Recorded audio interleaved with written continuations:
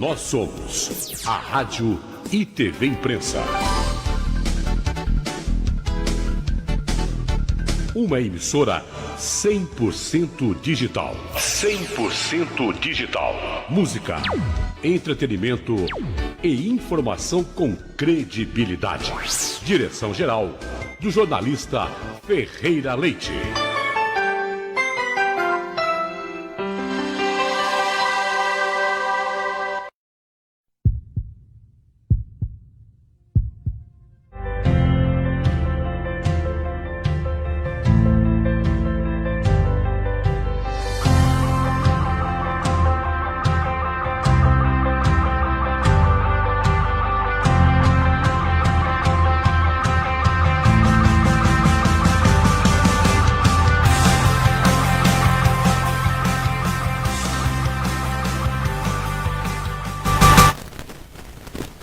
Bom, muito boa tarde a todos que estão conosco nesse dia 8 de julho de 2021, acompanhando o programa Planeta em Foco com André Miragaia, aqui pela Rádio TV Imprensa.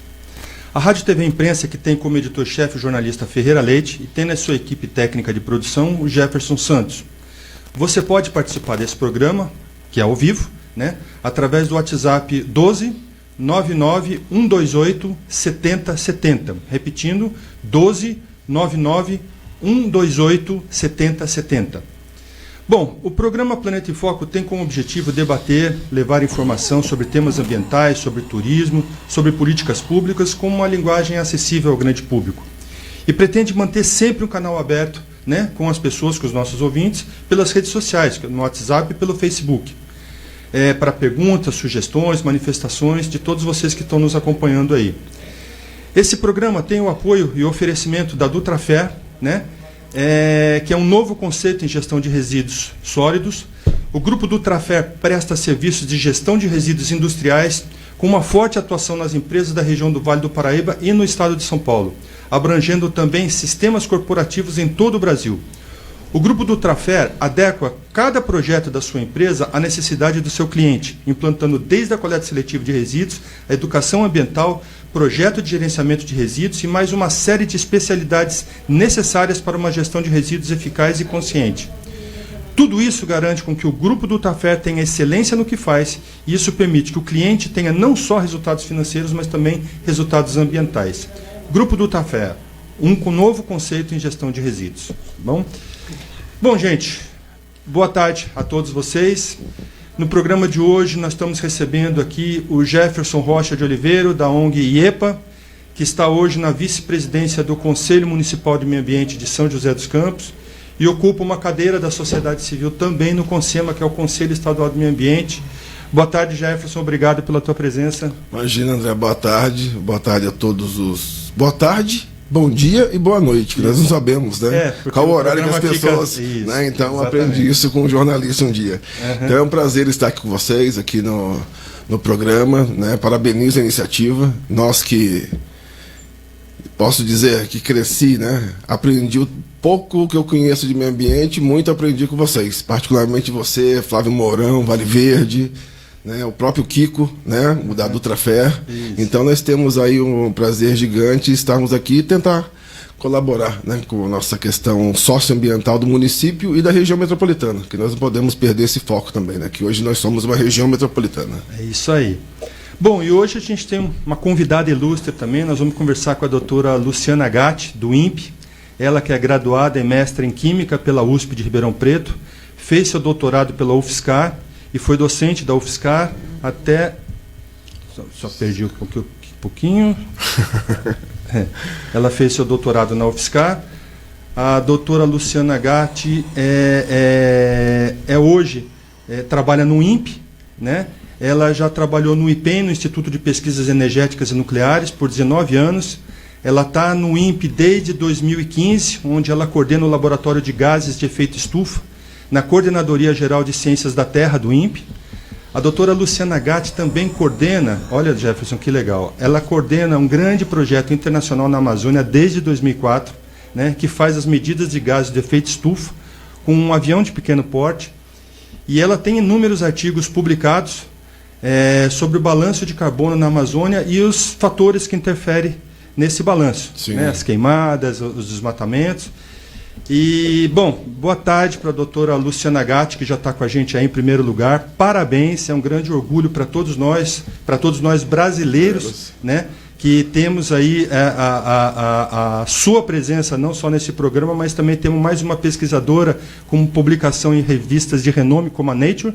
Opa. Ontem, inclusive, saiu uma publicação dela na Nature, né? Hoje ela acho que deve estar sendo super assediada aí por toda a imprensa, não só a imprensa daqui da região, mas a imprensa mundial, né? Imprensa nacional e mundial, né?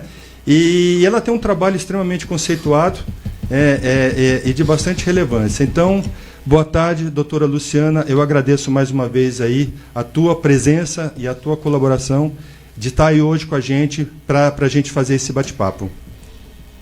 Boa tarde, André, e boa tarde a todos que estão aqui nos assistindo. O prazer é todo meu em estar aqui contando para vocês o que a gente está aprendendo a respeito da Amazônia. Sim, não, e você é um grande orgulho. Aliás, não, hoje a conversa é sobre as termoelétricas, desculpa. Não, a gente vai conversar sobre termoelétrica, mas a gente vai conversar também um pouquinho sobre o seu trabalho, porque assim, eu não posso perder a oportunidade de ter uma pesquisadora com seu quilate aqui, né? E nós já tivemos aqui no primeiro programa do Planeta em Foco, nós já tivemos aqui o Dr. Ricardo Galvão, que foi o ex-diretor do INPE, que foi, inclusive, demitido, né, por falar a verdade, né, por ter publicado os dados sobre os desmatamentos na Amazônia. E aí houve toda aquela polêmica, né, em 2019, com a publicação que o INPE fez.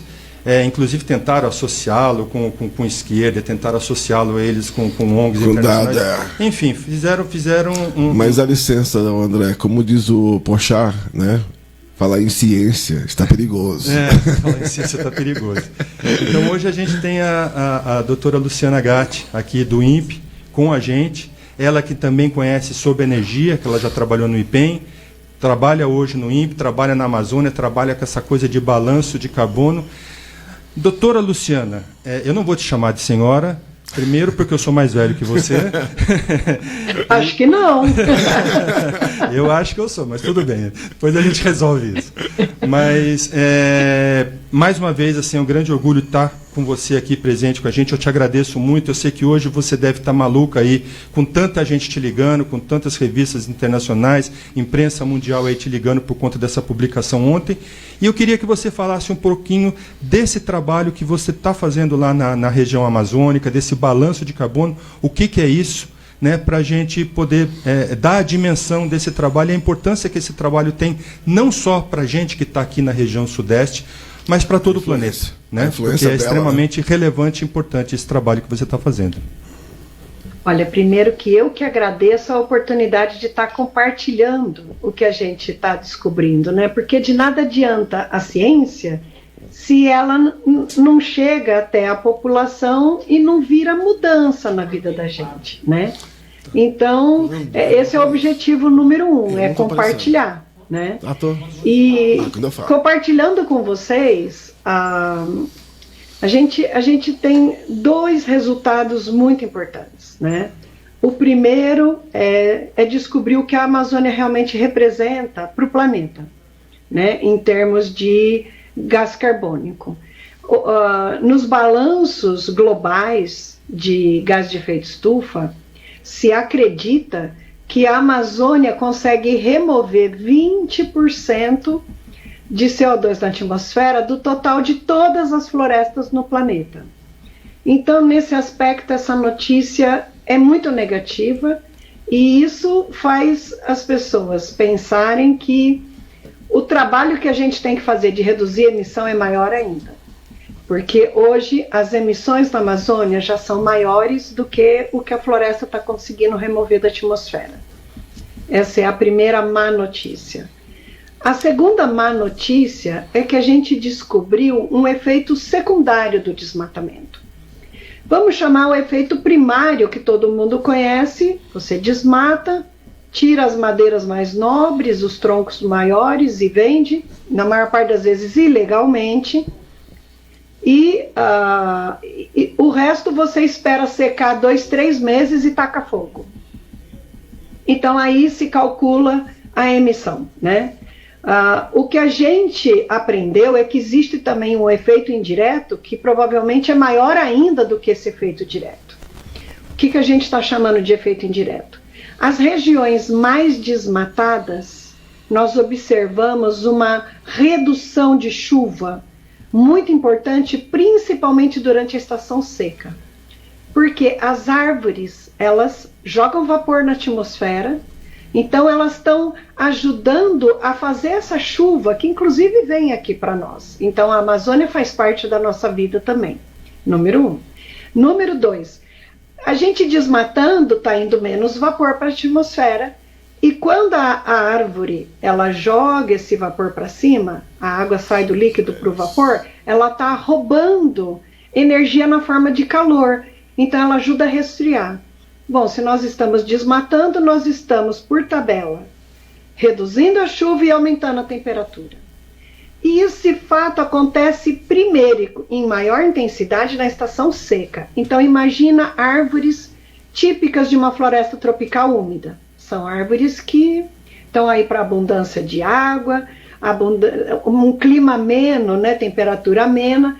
Então imagina, durante a estação seca, vários meses com pouquíssima chuva, altas temperaturas, a mortalidade está aumentando muito, né? Principalmente no sudeste da Amazônia.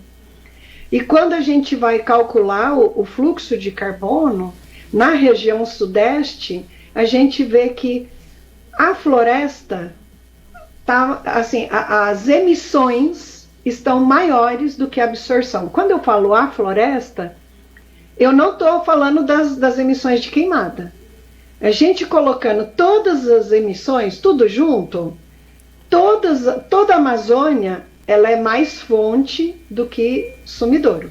Considerando a Amazônia inteira, certo, as queimadas, elas são o triplo do que a Amazônia consegue retirar. Mas quando a gente subdivide a Amazônia, a gente vai ver o sudeste, tirando as queimadas, a própria floresta está compondo emissão, 1/3 do total das emissões, e as queimadas 2/3. Nossa senhora, é muito grande, né? É muita coisa. É muito grande. É muita coisa. E tem um outro resultado que é pior ainda e mais estarrecedor. Pegando a parte leste da Amazônia, dá mais ou menos 2 milhões de quilômetros quadrados, essa região ela está em média 30% desmatada. A emissão de carbono nessa região é 10 vezes maior que o lado a oeste, que está em média 11% desmatado. Então veja que a coisa não é linear. Existem inúmeros processos onde um vai alimentando o outro, né? E vai aumentando muitas vezes esse efeito. A gente está com uma imagem agora, doutora, da região da Amazônia, mostrando uma parte amarela aqui, toda a parte desmatada já da floresta amazônica, exatamente onde você está colocando, né? A região sudeste, a região nordeste da Amazônia, né? A área leste da Amazônia, bastante desmatada, bastante já deteriorada já. Exatamente, 90% dessa área que foi desmatada está sendo usada para criar gado.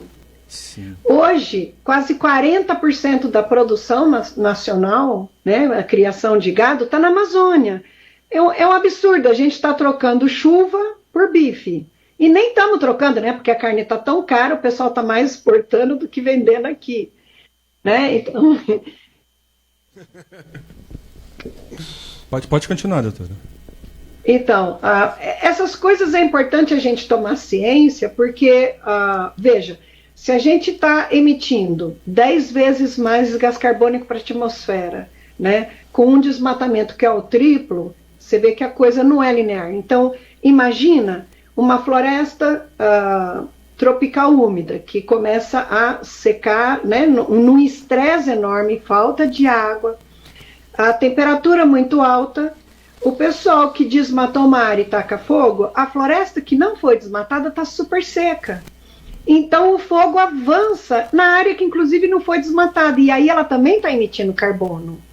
Então essa floresta, parte dela vai morrer, né?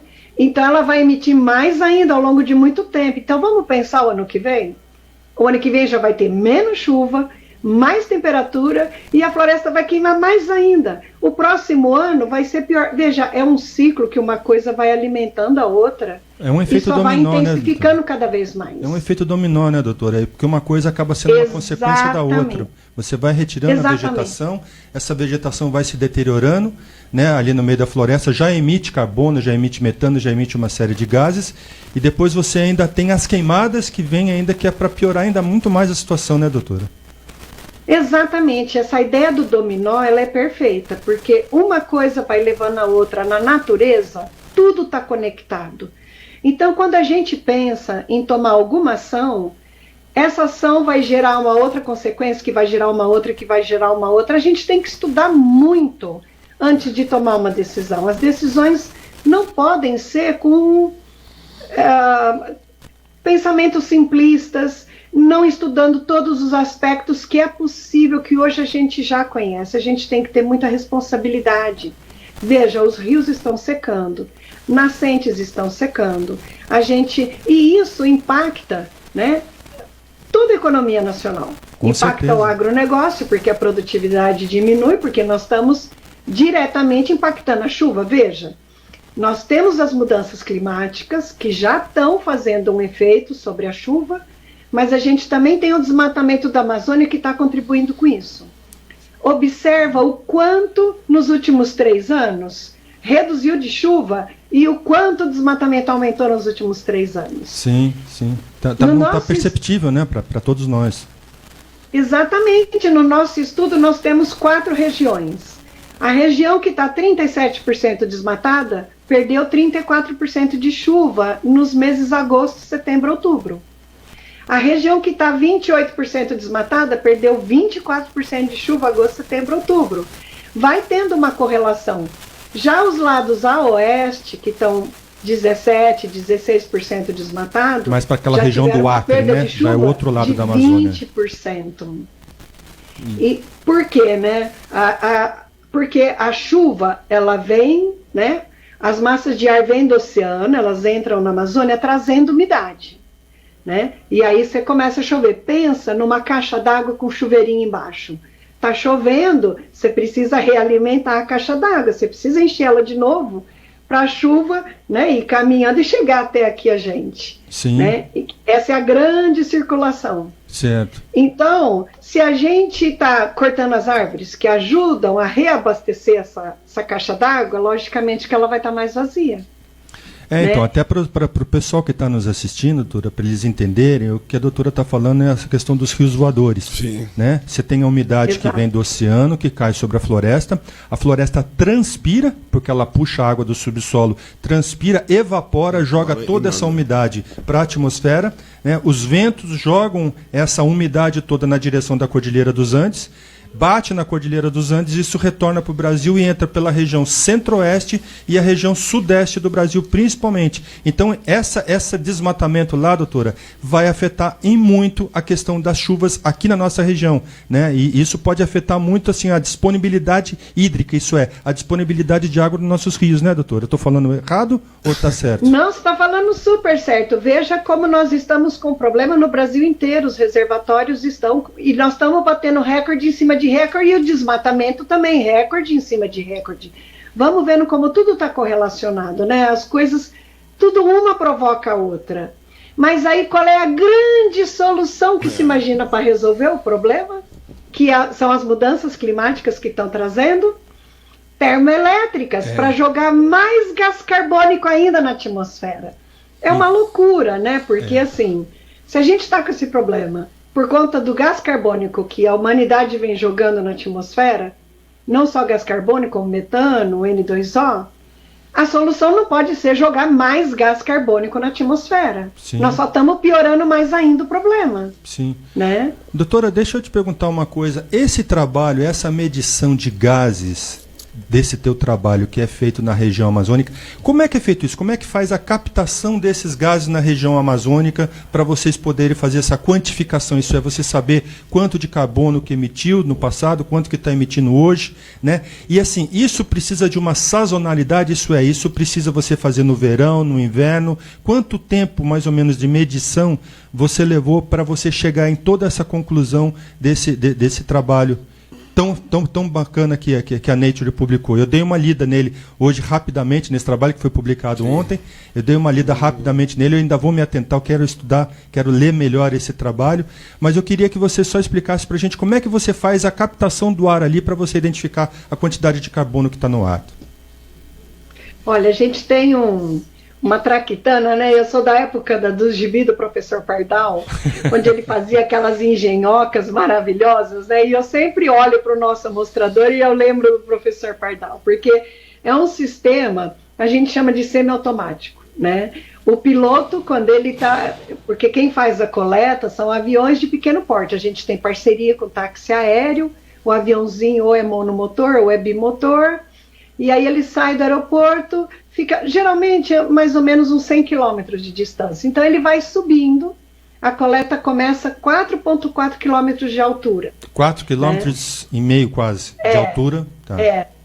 De altura. E aí ele coleta, quando ele está coletando, ele aperta um botãozinho quando ele está na posição certa e na altura certa. Ele aperta o botãozinho, a traquitana faz tudo automático, né?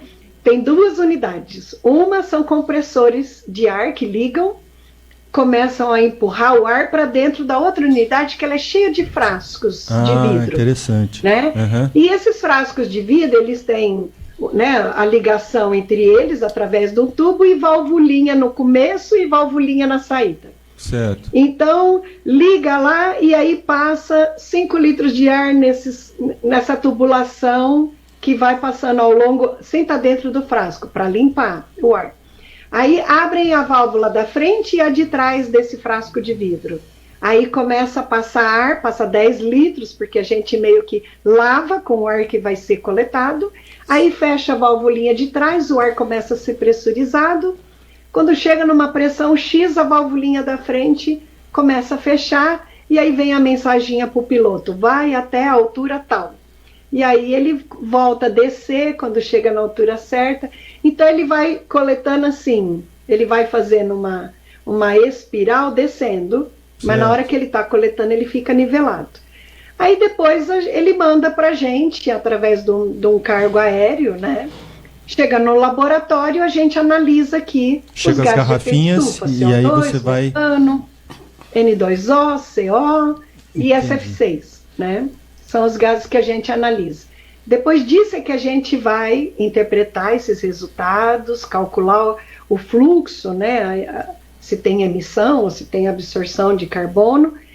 Para a gente fazer isso, a gente tem uma técnica para descobrir qual é a concentração que o ar tinha quando ele entrou no continente. Certo. Então aí vamos supor, tinha 400 partes por milhão quando entrou no continente e quando a gente mediu, tinha 410. Significa que ao longo desse caminho, a massa de ar foi sendo enriquecida em 10 partes por milhão. Quando você mede na atmosfera, vai estar a resultante de todos os processos ao longo desse caminho. Entendi. As emissões e absorções. Então, assim, essa nossa técnica, ela é muito legal para a gente ver a resultante. Afinal de contas, o que a Amazônia representa para o planeta, né? Porque a gente pega a somatória de todos os processos que estão acontecendo, de emissões e de absorções. E aí a má notícia é que tem mais emissões do que absorções, né? E isso é terrível, né, doutora? Porque assim, se a gente tem mais emissões do que absorções, a floresta que poderia estar fazendo esse papel de retirar gás carbônico da atmosfera, ela está contribuindo, inclusive, para o aquecimento global. Isso, ela está jogando mais gás carbônico na atmosfera, é isso? Então, primeiro que assim, a grande emissão é a das queimadas. Sim. Então, se a gente hoje fizesse um combinado, não vai ter mais queimadas, não vai ter mais desmatamento, vamos fazer uma moratória nas queimadas, nos desmatamentos, ou no mínimo, parar de queimar de julho a novembro, que são os meses mais secos, né, a Amazônia estaria conseguindo retirar carbono da atmosfera. O problema é que as emissões das queimadas superam em muito o tanto que a floresta está conseguindo remover. Não é que a floresta virou uma fonte de carbono, virou lá no Sudeste, tá? Certo. Mas no total ela consegue remover, vamos falar em um número, 450 milhões de toneladas de CO2 por ano da atmosfera.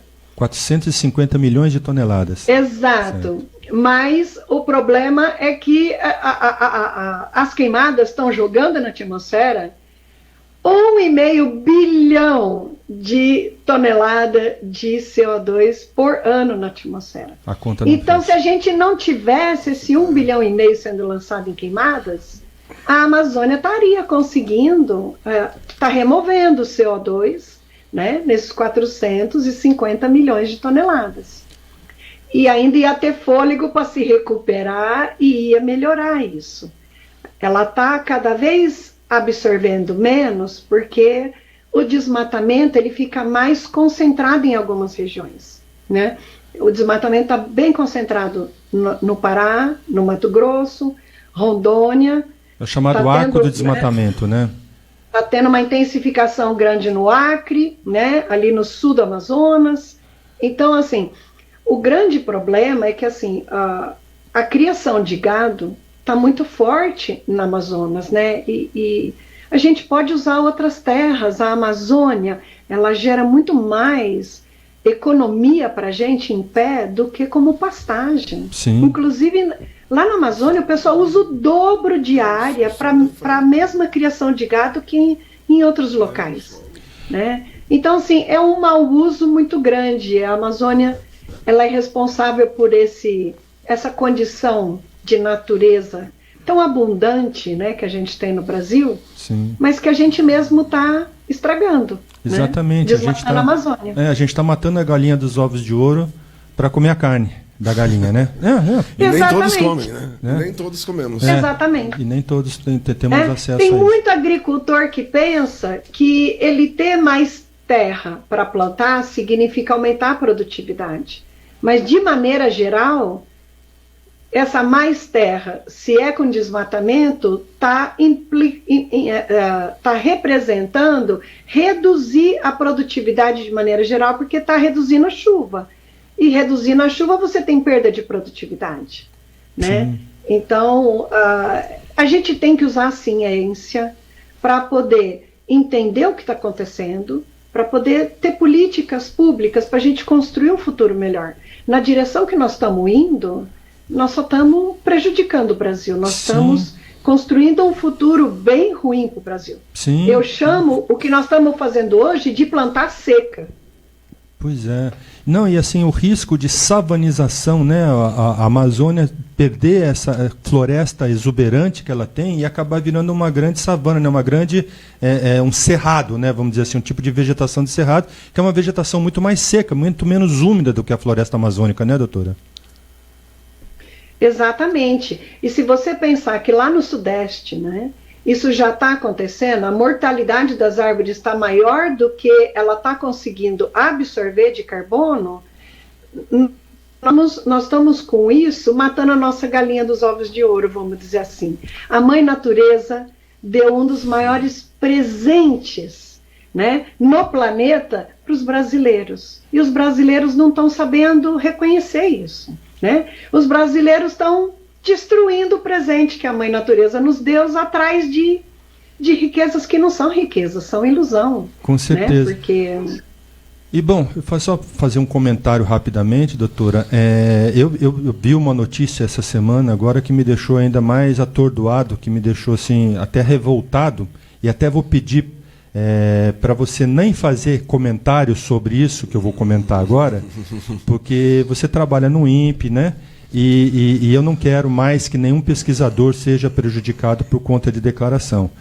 Mas assim, você viu, Jefferson, o nosso ministro de Ciência e Tecnologia, o astronauta Marcos Pontes, sim, ele deixou que fosse retirado do INPE esse monitoramento das queimadas na Amazônia. Quer dizer, o INPE faz um trabalho fantástico, os pesquisadores do INPE fazem um trabalho fantástico de monitoramento da floresta amazônica, as áreas com risco de queimadas, as áreas mais secas, né, que até complementaram esse trabalho que a doutora Luciana está fazendo.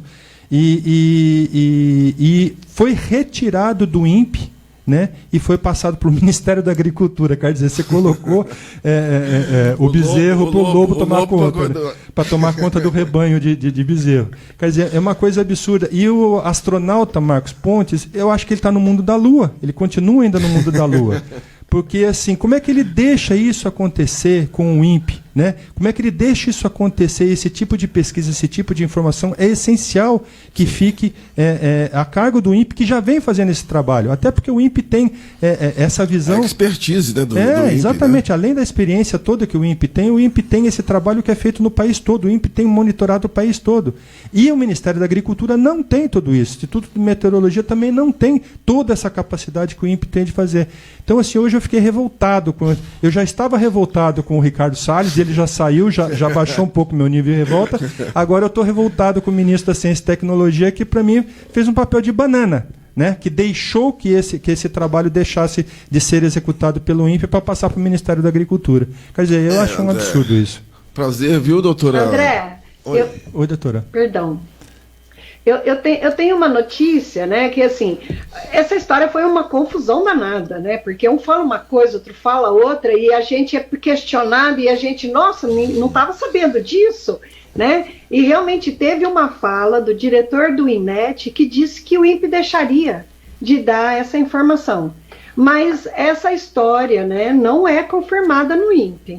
O INPE diz que a gente vai continuar fazendo isso, os dados vão estar lá na homepage, vão estar públicos, que bom. E essa é a nossa função e a gente pretende cumprir a nossa função. Maravilha, tá? maravilha. Então, assim, deve ter sido uma confusão ali do diretor do INMET. Mas, de qualquer maneira, o INPE já se manifestou, o INPE vai continuar a prestar esse serviço tão importante para o Brasil. Sim, importantíssimo, né? Porque assim a gente consegue ter controle, a gente consegue saber o que está acontecendo, né? Se não dá para ficar mascarando dados. Sim. Eu me lembro, e isso não é nem uma questão política, a gente comentou aqui, o doutor Ricardo Galvão teve aqui no primeiro programa que a gente fez, doutora, e a gente estava exatamente comentando sobre isso. Nós já tivemos esse mesmo problema de desmatamento de dados do INPE contestado no governo Lula.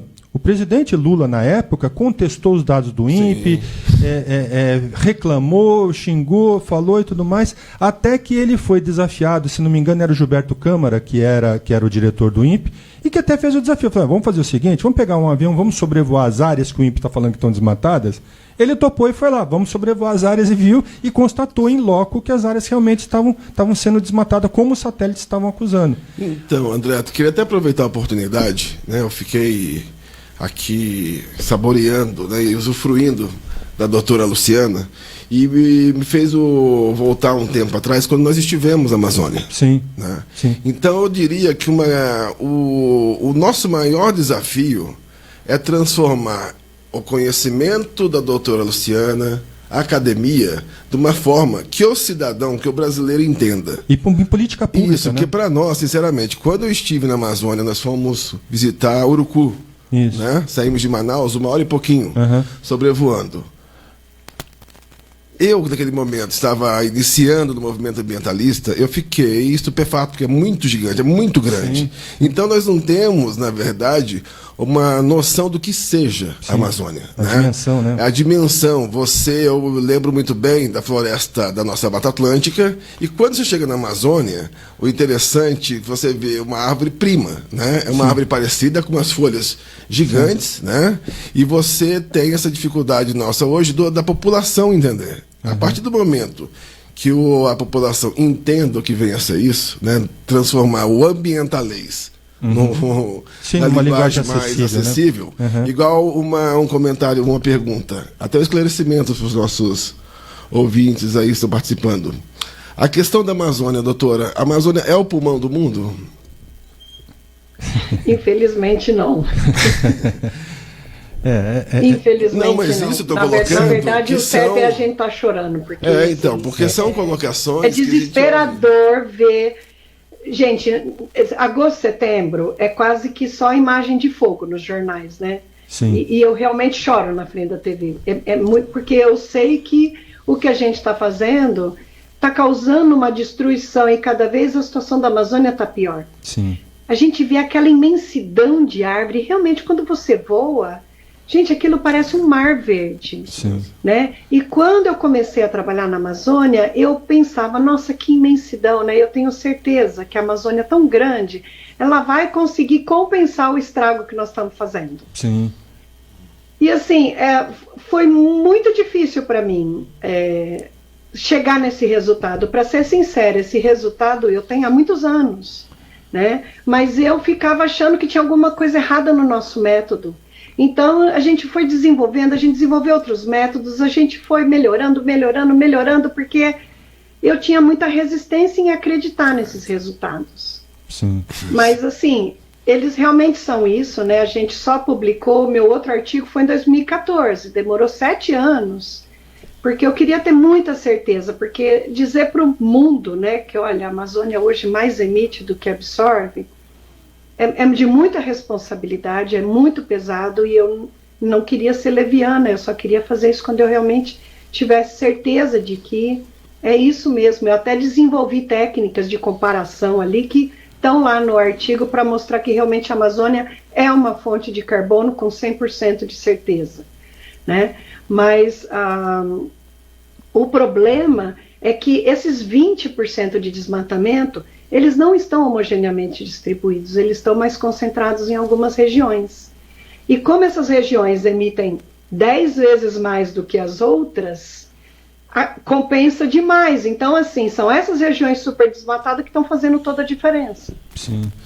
Bom, doutora, eu já quero deixar aqui de antemão um convite, né, para a gente voltar a esse tema, para a gente conversar de novo sobre esse assunto da Amazônia, porque é um assunto assim que, muito embora as pessoas que estejam nos vendo, nos ouvindo, achem que não tem nada a ver porque a Amazônia está lá longe, esses rios voadores são os grandes responsáveis pelos nossos rios que nós estamos aqui na região sudeste. A água que vem da região amazônica, a que chove aqui, que abastece a represa, né, e que provavelmente a gente vai ter agora um período novo de racionamento de água aí, vamos torcer para não, né? Mas assim, a gente vai ter realmente um período muito seco, né? que são causados por essas mudanças climáticas, né? Esses eventos extremos de secas, de temporais, etc., são consequências aí dessas mudanças climáticas que a gente está vindo. Então, doutor, eu quero já deixar de antemão um convite aí para a gente retornar, quem sabe com o doutor Ricardo Galvão junto, né? A gente fazer uma conversa aqui, se for possível até aqui no estúdio, né? Sobre essas questões da Amazônia, sobre essas questões que envolvem realmente o Brasil como um todo e toda a economia, né? Toda a nossa sobrevivência aqui na região sudeste, mas principalmente a economia do país que também depende desse fluxo de água. Doutora, eu queria te fazer uma pergunta agora. Eu vi uma entrevista sua sobre essa questão de termoelétrica. São José dos Campos entrar um projeto de lei na Câmara dos Vereadores. Na semana que vem, inclusive, o próximo programa Planeta em Foco, a gente vai tratar desse assunto novamente. Eu vou trazer aqui o secretário de Sustentabilidade, de Urbanismo e Sustentabilidade, e pretendo também trazer o presidente da Câmara dos Vereadores, porque tem na Câmara dos Vereadores um projeto que pretende fazer uma alteração na lei orgânica do município, né, permitindo a instalação de usinas termoelétricas aqui. Eu participei nos anos 90, né, de toda a discussão contra as usinas termoelétricas aqui em São José, porque na época existia um projeto, né, de instalar uma usina termoelétrica em São José de 500 megawatts, quer dizer, era uma usina gigantesca. E a gente fez um movimento, fomos para São Paulo, etc. Inclusive a Vera Assis me mandou recortes do jornal, fotos dos recortes dos jornais da época, né? Porque a gente também não é tão novinho assim no movimento. Isso foi acho que em 1989, 90, se não me engano. E a gente fez um grande movimento e aí a gente conseguiu colocar dentro da lei orgânica do município a proibição de instalação de usinas termoelétricas. Em 2002, por conta daquele primeiro apagão que a gente teve, ainda na época do governo do Fernando Henrique Cardoso, a gente teve aquele momento de racionamento de energia em 2002, E assim, a Embraer aqui em São José dos Campos, na época, ficou assim, eles tinham compromissos no exterior para entregar uma série de aviões, etc. E a Embraer ficou com uma dificuldade muito grande de cumprir esses compromissos por ter que fazer racionamento de energia, porque foi obrigatório para todo mundo reduzir seu consumo de energia. E aí, no caso, a Embraer procurou, na época, o prefeito Emanuel e pediu para o Emanuel para fazer uma alteração na lei orgânica do município para permitir que ela instalasse uma termoelétrica de 10 megawatts. Sim, como estratégia. Isso, para ela ter uma termoelétrica que pudesse gerar uma autogeração termoelétrica para que ela pudesse ter energia suficiente para cumprir seus compromissos, etc., e não parar o processo produtivo. Na época foi uma discussão muito grande na cidade, uma polêmica muito grande, como está virando de novo essa discussão. E assim, na época foi feita uma alteração na lei orgânica do município para termoelétricas até 10 megawatts, contanto que usasse apenas gás natural, que não usasse diesel, que não usasse outros combustíveis piores, né? E até 10 megawatts, e de autogeração, isso é geração para ela própria, ela não poderia vender o excedente de energia. Então a lei ficou bem amarrada nesse sentido. Agora a Prefeitura mandou para a Câmara dos Vereadores uma emenda à lei orgânica, mudando completamente esse artigo 240 da lei, permitindo a instalação de usinas termoelétricas aqui no município. Bom, a doutora Luciana, ela é especializada em química, ela conhece de energia, porque ela já trabalhou no IPEM. Qual é a sua opinião, doutora, sobre essa proposta da Prefeitura? Eu gostaria de escutá-la. Na verdade, a minha opinião vem mais do fato de eu ser especialista em gases de efeito estufa, né? E conhecer bem quais são as fontes, quais são os processos e aonde que dá para a gente reduzir as emissões, né? Então, a gente tem que pensar o seguinte, a termoelétrica a gás natural está sendo vendida, né, como uma economia de baixo carbono, e isso é uma falácia para a gente, porque se nós usássemos termoelétrica a carvão ou a diesel, você mudar para a termoelétrica ser a gás natural seria um ganho, porque a carvão é a que mais emite gás de efeito estufa. Sim. Em segundo vem a diesel, né? Sim. E em terceiro vem a gás natural. Então, veja, nós estamos reduzindo a emissão. Sim. Mas nós não temos termoelétrica nem a carvão nem a diesel. A gente está trocando hidrelétrica, que emite zero, por termoelétrica a gás natural, que emite um monte. Por que eu digo que emite um monte? Porque Jacareí é uma cidade tremendamente menor do que São José. Jacareí tem termoelétrica. E Jacareí emite mais gás de efeito estufa do que São José. Então, só por aí a gente já tem uma ideia bem concreta do quanto significa em aumento de emissão de gás de efeito estufa. Olha, o planeta está mudando o clima do jeito que está mudando e tem países que vão sumir, né? Quantas pessoas já morreram no planeta por conta das mudanças climáticas? Nós estamos falando de questões que está dificultando a vida no planeta. Então, é um desafio para o planeta inteiro reduzir as emissões de gás de efeito estufa. Como é que pode a gente estar falando em caminhar no sentido de emitir mais gás de efeito estufa, completamente na contramão da história? Que pouco evoluído nós somos. De a humanidade inteira está indo numa direção e nós estamos indo na direção oposta, né? E não é só em São José, esse é um movimento no Brasil inteiro. Veja, a privatização da Eletrobras, colocaram lá uma cláusula de obrigação de uso de termoelétrica a gás natural. Gente, nós estamos vivendo a crise hídrica por causa das mudanças climáticas. Como é que a solução pode ser? Alimentar mais as mudanças climáticas, jogando mais gás de efeito estufa na atmosfera? A gente tem que ir atrás de energia renovável, né? Por que a prefeitura não está aí preocupada em ter um ótimo plano de facilitação para a gente instalar placa solar nas nossas casas, no comércio, nas indústrias, indo atrás de, sei lá, financiamento de BNDES, tirar parte do imposto, sabe? Fazer estímulo para a gente ir atrás de energia, sim, a gente precisa de energia, né? Mas renovável, não andar para trás, não aumentar o problema das mudanças climáticas emitindo mais CO2. Para mim, esse é o ponto principal. Existem outros aspectos de poluição do ar que também são relevantes. Mas do ponto de vista do desafio que está colocado para a humanidade, a Europa já está com o compromisso de deixar de usar petróleo. Sabe, gás natural é combustível fóssil, né? É algo que não estava aqui na atmosfera, estava lá embaixo, aí a gente vai, extrai e queima e joga na atmosfera para piorar mais ainda a situação.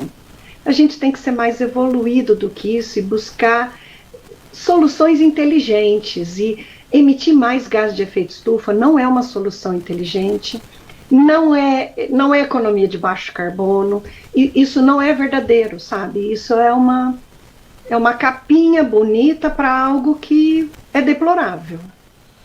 Ô Jefferson, como é que o Conselho Municipal de Meio Ambiente, essa discussão parece que vai ter hoje, né, uma reunião do Conselho Municipal de Meio Ambiente para discutir esse assunto, para apresentar essa proposta da Prefeitura? Daqui a pouquinho. Para as 14 horas do 7º andar, né, reunião, que teremos outras pautas, mas a principal é esta, né, a questão da termoelétrica. Mas eu estou em silêncio aqui, gente, porque eu estou aprendendo muito. Sim. Então tem que aproveitar a oportunidade. Claro. Mas ao mesmo tempo eu queria fazer uma provocação para ambos. A questão da energia limpa. Nossa matriz basicamente é hidrelétrica. Sim. Certo? Sim. Tida como energia limpa.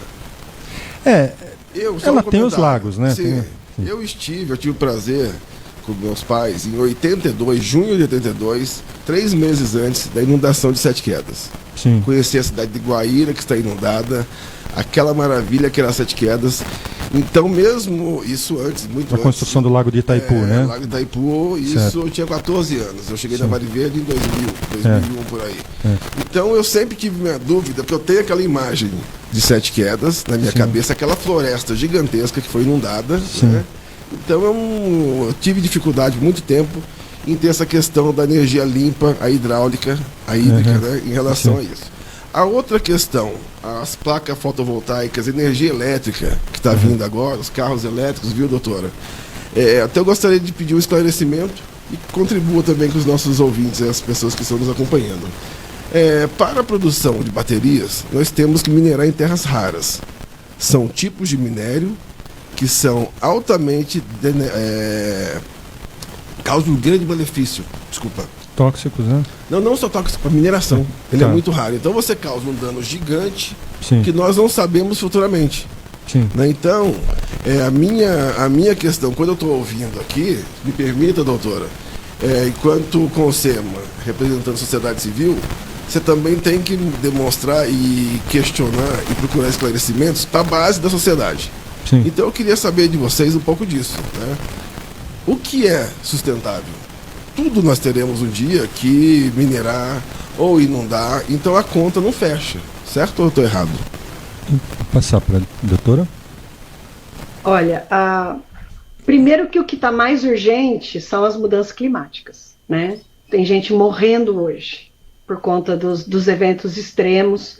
São inundações e morro que desaba e soterra pessoas, né? Ou secas extremas, animais morrendo de sede, né? Pessoas tendo que se mudar de lugar.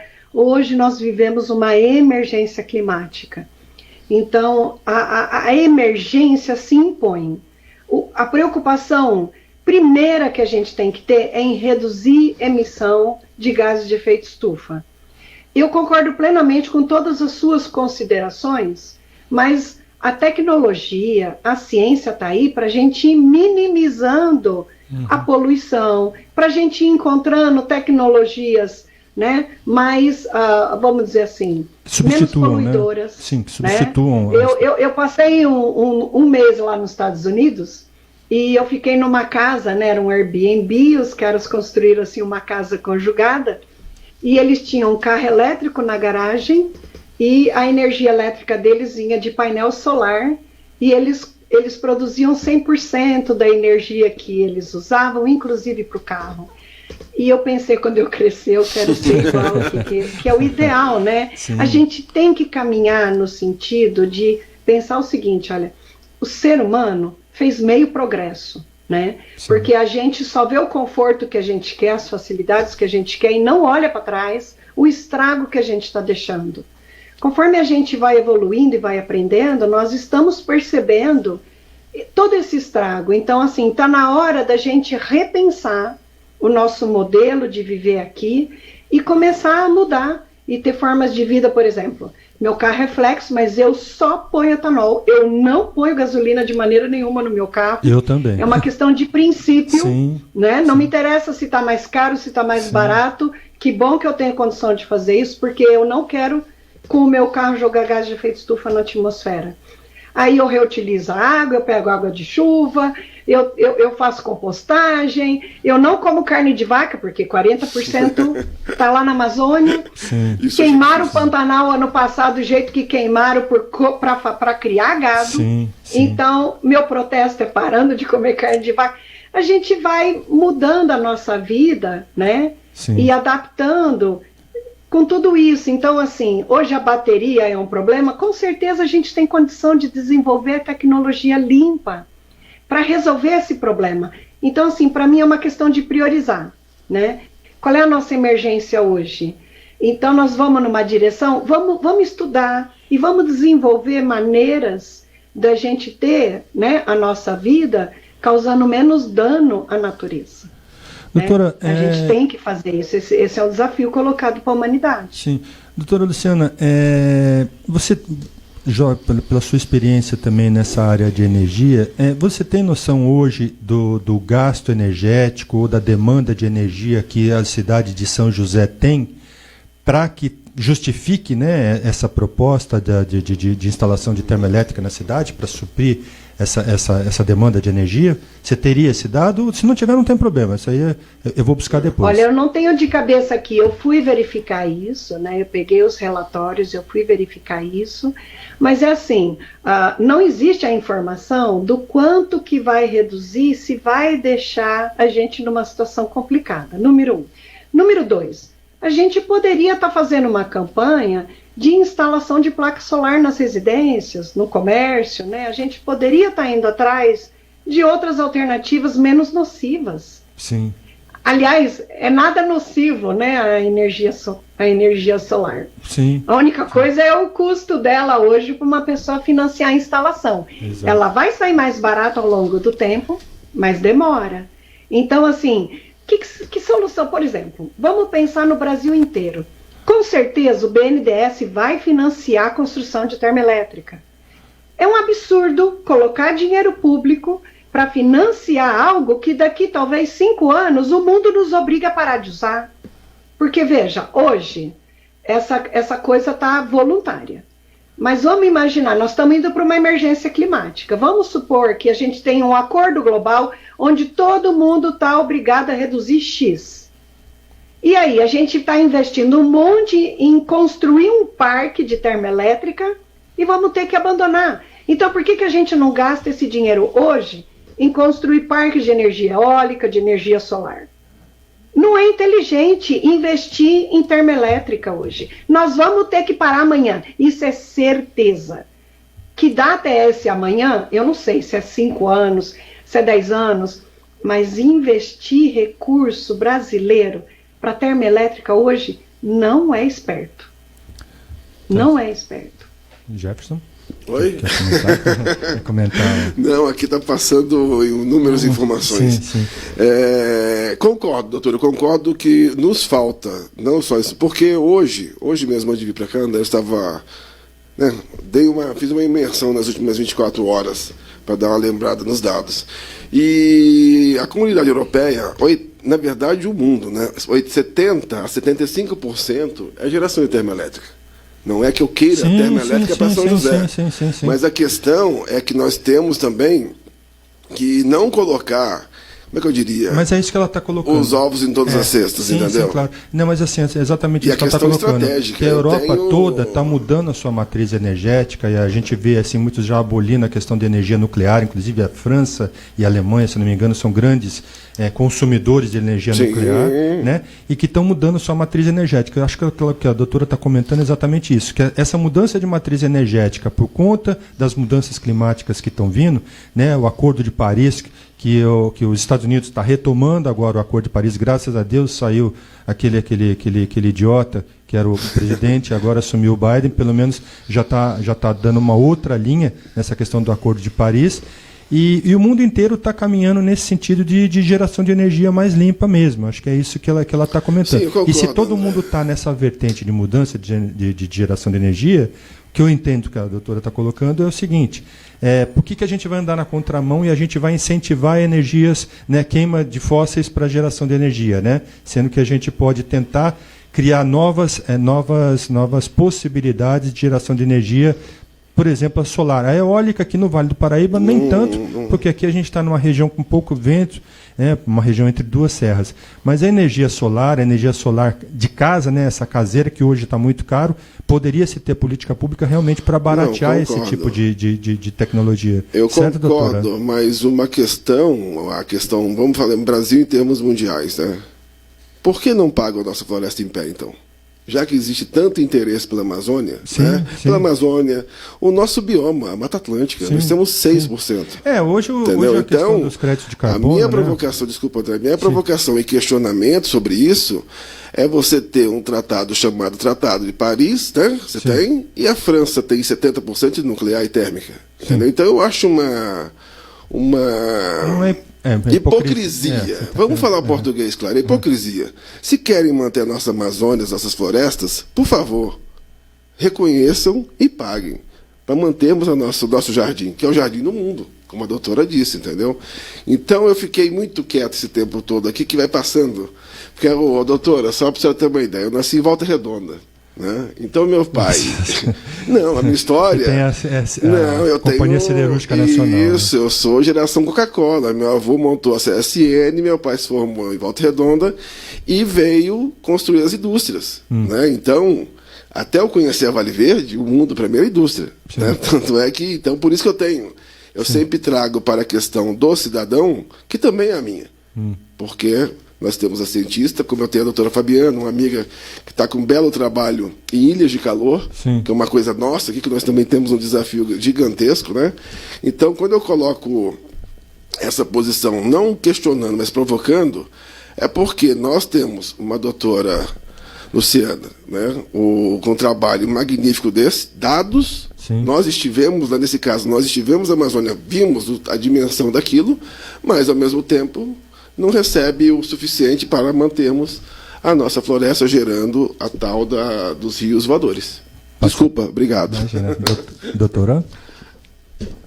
Pessoal, eu vou fazer aqui uma colocação final, porque o doutor Jairo está começando a reunião do Coman. Tá ok. E eu vou participar lá também. Tá ok. Olha, eu acho que a gente está numa condição tão emergencial que passou o tempo da gente dizer que são os outros que têm que pagar pelos que eles fizeram até hoje, porque hoje todos estamos sofrendo a consequência, né? Tem pessoas tendo a casa soterrada, tem pessoas... Não dá para dizer assim, o meu vizinho inundou a casa dele, eu tenho o direito de inundar a minha também. Né? Não dá para a gente pensar dessa maneira. Sim. Hoje está todo mundo nesse barco e o desafio hoje é emitir menos gás de efeito estufa. Então, assim, acho que cada um tem que fazer a sua parte, né? Enfim. Gente, olha, doutora, foi uma delícia ter participado, eu agradeço demais, eu vou ter que ir lá. Doutora Luciana Gatti, eu agradeço muito o aceito do seu convite, né? Eu sei que você está hoje aí nessa correria, eu quero te agradecer muito e já te deixar livre aí para os outros compromissos que você tem. E já fica já de antemão um convite para você participar de novo de um programa aqui para a gente falar dessas questões aí dos rios voadores, dessas questões hidrológicas aí que envolve a gente aqui da região sudeste.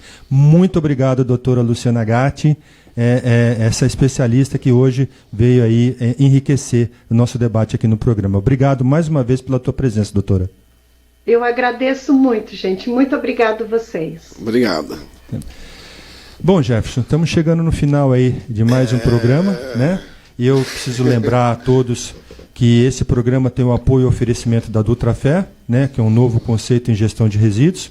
O grupo Dutrafé, que presta serviços de gestão de resíduos industriais com uma forte atuação nas empresas da região do Vale do Paraíba e no estado de São Paulo, abrangendo também sistemas corporativos em todo o Brasil.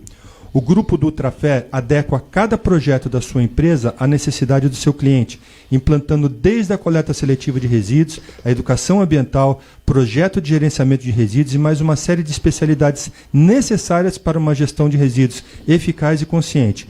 Tudo isso garante com que o grupo do Ultrafé tenha excelência no que faz. Isso permite que o cliente tenha não só resultados financeiros, como também resultados ambientais. Grupo do Ultrafé, um novo conceito de gestão de resíduos. E aproveitando que a gente está falando da Ultrafé, que a gente conhece tão bem o trabalho deles, eu falo para o Kiko, né, que eu tenho um carinho especial do grupo do Ultrafé, né, ele tem a Dutra Móveis lá, né, que ele vende aqueles móveis lá, de muitas vezes que ele retira de outras empresas. Ele tem a Dutra Shop, né, que vende materiais, mesas de escritório, etc. Mas eu tenho um carinho especial lá pelo trabalho da RCC ambiental que ele tem lá da Ultrafé, da reciclagem de resíduos da construção civil. Eu acho muito importante esse trabalho. Ele foi pioneiro aqui na região. Ele foi pioneiro aqui na cidade, aqui na região do Vale do Paraíba. E eu tenho um carinho muito grande por esse trabalho que a Ultrafé faz. Tanto é que eu procurei a Ultrafé como a primeira empresa aqui para participar, para ajudar a apoiar esse programa. Por quê? Porque assim, a gente percebe que o trabalho que ele está fazendo, não só de educação ambiental com o Reciclinho, com aquela unidade móvel de educação ambiental que ele tem. É meu padrinho de casamento, né? Sim. E não só por esse trabalho também que ele faz, né, de reciclagem de entulho, que eu acho que é extremamente importante. Eu comentei nos outros programas passados aqui que o entulho muitas vezes é tratado como resíduo, é tratado como lixo nas cidades, jogados nas esquinas, jogado ali e cá. Entulho é matéria-prima. Ele tem que voltar para a cadeia produtiva. Se a gente consegue reciclar o entulho, é menos mineração de areia, é menos mineração de pedra, é menos recurso natural que a gente está gastando. Então, parabéns para o grupo do Ultrafé aí que faz esse trabalho fantástico, né, de reciclagem de resíduos da construção civil, entre outras reciclagens que eles fazem, né, eles atendem indústria, atendem empresas, reutilização de materiais, né, esse trabalho que a Dutra Shop faz, que muitas vezes ele desmonta um escritório aqui e ele vende a mesa, vende as cadeiras, ele vende todo esse material a um preço super acessível para as pessoas. Então o grupo do Ultrafé realmente está de parabéns aí e eu tenho muito orgulho de tê-los como parceiro aqui desse programa. Jefferson, eu queria também aproveitar, né, que nós já estamos chegando aí no limite, eu sei que você também tem que ir para a reunião do Conselho Municipal de Meio Ambiente. Hoje o assunto é a lei orgânica do município, né, termoelétricas. Eu não vou te segurar mais aqui. Jefferson, muito obrigado pela tua presença. André, foi um grande prazer. Eu só fui pego meio de surpresa, né? Porque nós íamos fazer termoelétrica e chegou um presente desse. Aí não tem como. Né? E a semana que vem a gente vai tratar de novo desse assunto termoelétricas. O secretário João Marcelo Manaro, o secretário de Urbanismo e Sustentabilidade, já se comprometeu a vir no próximo programa aqui para a gente tratar desse assunto também. E temos outras pautas. A unidade de conservação tem muitas. Seu programa... Antes de mais nada, está de parabéns. Nós estivemos juntos no Planeta Verde anos atrás, né? Então faz falta, né? Termos um canal né? Deste, né? Então por isso que eu fiquei quietinho hoje. Vamos beber na fonte da sabedoria. Fiz as provocações para nós despertarmos um pouquinho também o nosso cidadão, né? Então contem conosco, do IEPA, do Instituto Ecológico de Proteção Animal, que é o Marcelo Godoy que preside, né? Então daqui a pouquinho eu estou indo lá pro Comã, vamos ver, enfrentar mais essa pedreira. É isso aí, gente. Bom, é isso aí, chegamos ao final de mais um programa. Tem pergunta aqui? Espera um pouquinho que o Ferreira está me passando aqui, tem uma pergunta aqui de telespectador, vamos ver se a gente consegue responder aqui, deixa eu dar uma olhada rapidinho. Do Ferreira aqui, vamos lá. Como enfrentar a crise energética de curto prazo? Zé Guilherme Ferreira. Zé Guilherme que está fazendo a pergunta, como enfrentar a crise energética de curto prazo? Infelizmente a gente não tem a doutora aqui, mas eu acho que a doutora já deu uma pincelada, Guilherme, sobre essa questão dessa crise de energia, da questão da gente facilitar e viabilizar economicamente com que todas as pessoas possam ter nas suas residências os painéis fotovoltaicos, né? Então, assim, colocar no telhado de casa aqueles boilers de aquecimento de água. Hoje, o que gasta muita energia elétrica numa residência? Chuveiro. O chuveiro elétrico, né? O ferro elétrico, ar-condicionado são grandes consumidores de energia. Então, assim, se a gente facilitar com que as residências tenham painéis fotovoltaicos, possam instalar painéis fotovoltaicos, e isso tem incentivos, né? Você ter barateamento, né, desse tipo de tecnologia que as pessoas possam colocar em casa, eu acho que a gente consegue reduzir bastante a demanda, né, residencial por energia elétrica, e essa energia elétrica que não é consumida na demanda residencial, ela pode ser estar disponível na rede para o setor industrial para poder utilizar. Tentando colaborar com a resposta, me recordei agora do doutor Fernando Delgado. Falta e faltará por alguns anos. Planejamento. Sim. Planejamento estratégico, entendeu? Sim. Porque se não é energia, é crise econômica, sempre o nosso Brasil está ali, né? Está sempre patinando. Né? Em 2000, há 20 anos atrás, vivenciamos isso. Então, e não foi a primeira vez. Não, né? E não será a última. Já passamos por várias crises. Então, o nosso desafio, cidadão que está nos ouvindo, participe, mobilize, né? A questão da termoelétrica e outros assuntos da pauta ambiental faz falta. Sim. Nós sentimos falta e o governo também sente falta, porque a bússola é o cidadão. É isso aí. Jefferson Rocha, muito obrigado mais uma vez aí pela tua participação. Jefferson, que é vice-presidente do Conselho Municipal do Meio Ambiente, membro do CONSEMA, Conselho Estadual do Meio Ambiente. Obrigado pela sua participação. Imagina. A doutora já não está mais conosco, né, online, porque ela está participando de outra reunião. Né? E, bom, gente, é isso. Chegamos ao final de mais um programa, Planeta em Foco. Eu agradeço a colaboração, a participação de todos os nossos convidados, de todas as pessoas que nos assistiram e que nos mandaram, inclusive, questionamentos antes do programa. E já avisar que no próximo programa Planeta em Foco também a pauta vai ser essa mudança da lei orgânica, a questão das termoelétricas, tá bom? Boa tarde a todos vocês, fiquem com Deus e até a próxima quinta-feira.